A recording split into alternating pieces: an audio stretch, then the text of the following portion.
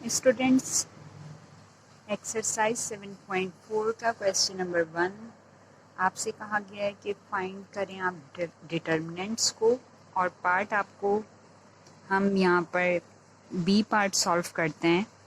आपको यहाँ पर गिवन है 8, 5, -√2 एंड 2, और आपसे कहा गया है यहाँ इस मैट्रिक्स का डिटर्मिनेंट फाइंड आउट करें।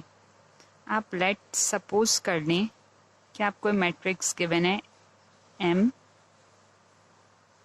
और इसका आपको फाइंड आउट करना है डिटर्मिनेंट।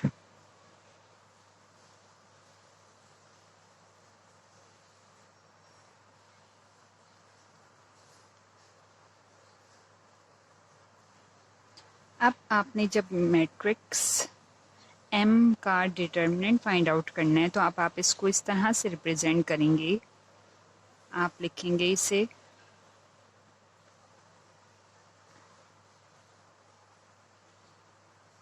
डिटर्मिनेंट फॉर्म में, और अब आप इसका क्रॉस मल्टीप्लाई कर देंगे। 8 को मल्टीप्लाई कर देंगे √2 के साथ माइनस फॉर्मूले का, और 5 को मल्टीप्लाई कर देंगे -√2 के साथ। यहाँ आपका आंसर आ जाएगा 8√2 माइनस माइनस प्लस 5√2।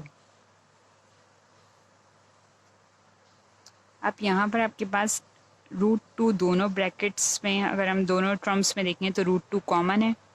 √2 को हम कॉमन ले लेंगे तो ब्रैकेट में रह जाएगा 8, और यहाँ से रह जाएगा 5।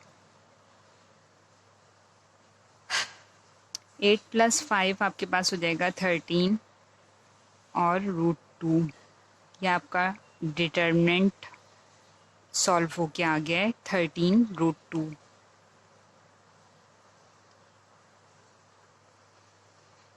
स्टूडेंट्स, यहाँ आपके पास सी पार्ट गिवन है क्वेश्चन का। इसमें भी आपसे कहा गया है डिटर्मिनेंट फाइंड आउट करें।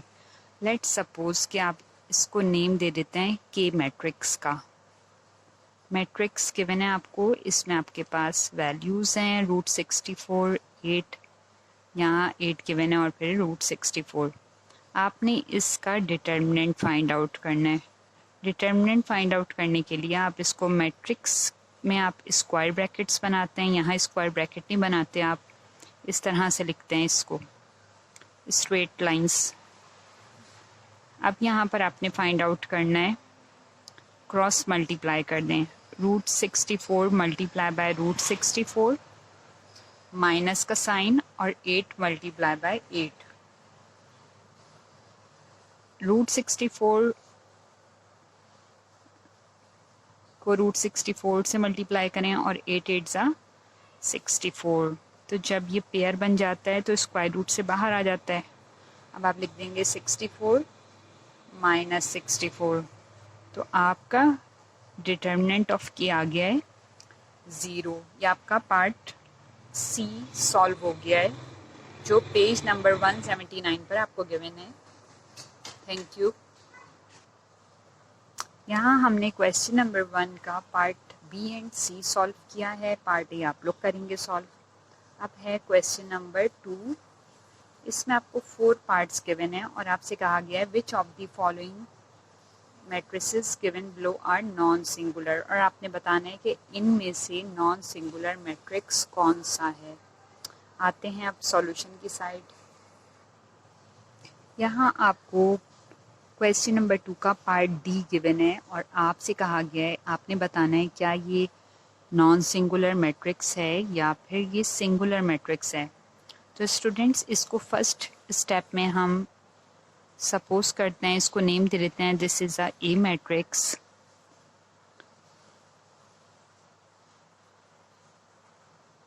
और इस मैट्रिक्स का हमने डिटर्मिनेंट फाइंड आउट करना है। तो डिटर्मिनेंट फाइंड आउट करने के लिए आप इसको इस तरह से लिख देते हैं। जब आप इसका डिटर्मिनेंट फाइंड आउट करेंगे तो 2 को आप √9 से मल्टीप्लाई करेंगे, माइनस का साइन, और 6 को 4 से मल्टीप्लाई करेंगे। तो आंसर आ जाएगा 2√9। 2 को जब √9 से मल्टीप्लाई किया, माइनस, एंड 6 4 ज़ा 24। तो स्टूडेंट्स ये जो आपका आंसर आ गया है, अगर हम इसको आगे भी सिंप्लीफाई करते हैं तो ये ज़ीरो तो नहीं आया, इट्स मीन कि it is a non singular matrix. आप इसका आंसर लिख दीजिएगा, it is a non singular matrix. ये आपका पार्ट डी सॉल्व हो गया है। अब स्टूडेंट्स हमने क्वेश्चन नंबर 2 सॉल्व कर लिया है। अब आते हैं क्वेश्चन 3 पर। क्वेश्चन 3 में आपसे कहा गया find the adjoint of the matrices given in the question 2। यानी आपने इस क्वेश्चन नंबर 2 में जो क्वेश्चंस की 4 पार्ट्स गिवन हैं, इन 4 पार्ट्स का आपने adjoint of the matrices find करना है। अब कैसे होगा ये मैं आपको सॉल्व करके दिखाती हूँ। यहाँ आपको क्वेश्चन गिवन है और इसमें आपसे कहा गया आपने इस मैट्रिक्स का adjoint of a matrix find out करना है। Adjoint of a matrix find out करने के लिए हम इसको सबसे पहले फर्स्ट स्टेप में यहाँ पर हम सपोज कर लेते हैं let this matrix is a और इसका नेम है ए, हमने रख दिया है, and 2 4 3 6 this is the given matrix. इसका हमने फाइंड आउट करना है एडजॉइंट ऑफ ए। तो अब आप इसको रिप्रेजेंट कर देंगे एडजॉइंट ऑफ ए लिख के। लीडिंग डायगोनल एलिमेंट्स यहाँ पे हैं 2 एंड 6, तो आप इन एलिमेंट्स को इंटरचेंज कर देते हैं इनकी पोजीशन। तो आप लिख देंगे 6 एंड 2। यहाँ गिवन है 3 एंड 4, तो आप लिख दोगे -3 एंड -4। तो ये आपने फाइंड आउट कर लिया है एडजॉइंट ऑफ ए।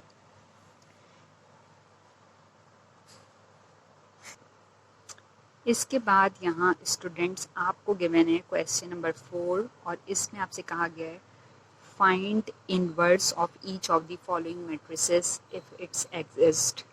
यहाँ आपको 6 पार्ट्स गिवन है और इन पार्ट्स को सॉल्व करके आपने इनका इनवर्स फाइंड आउट करना है। अब कैसे सॉल्व करेंगे ये हम आते हैं क्वेश्चन पर। यहाँ हमने क्वेश्चन नंबर 4 में इनवर्स फाइंड आउट करना है। इनवर्स फाइंड आउट करने के लिए हमें यहाँ पर मैट्रिक्स गिवन है, मैट्रिक्स सी हमने लिया है यहाँ पर, जो क्वेश्चन नंबर 4 का सी पार्ट है। सबसे पहले हम यहाँ पर इस मैट्रिक्स को सिंबल देते हैं, कोई नाम दे देते हैं। Let's suppose this is the B matrix.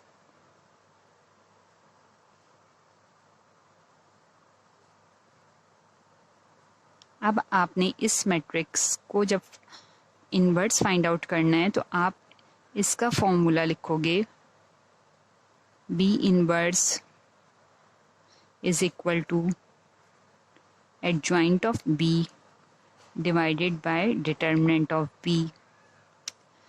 This is formula, इसको हमने कह दिया equation number 1।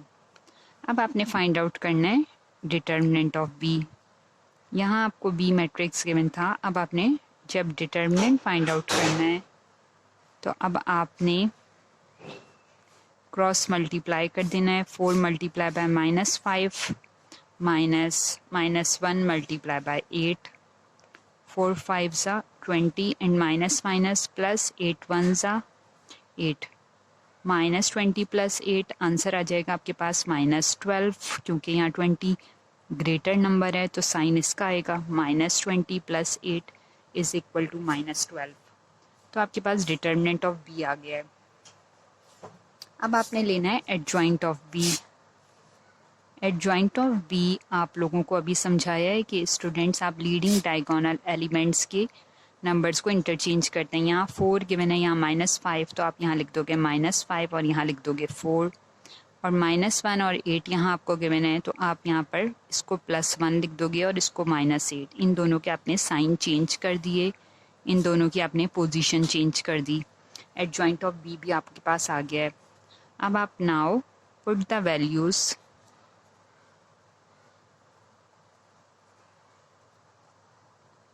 In equation 1। Equation 1 में आपने वैल्यूज़ पुट कर देनी है। इक्वेशन 1 आपको यहाँ गिवन थी तो अब आपने लिखा B inverse equal to adjoint of B divided by determinant of B. Adjoint of B आपके पास यहाँ पर आ गया है -5 -8 1/4 and divided by determinant of B आपके पास आ गया -12। ये आपने फाइंड आउट कर लिया है B inverse. Students this is our answer. हम यहाँ इसको स्टॉप करते हैं, बी इनवर्स आ गया हमारे पास।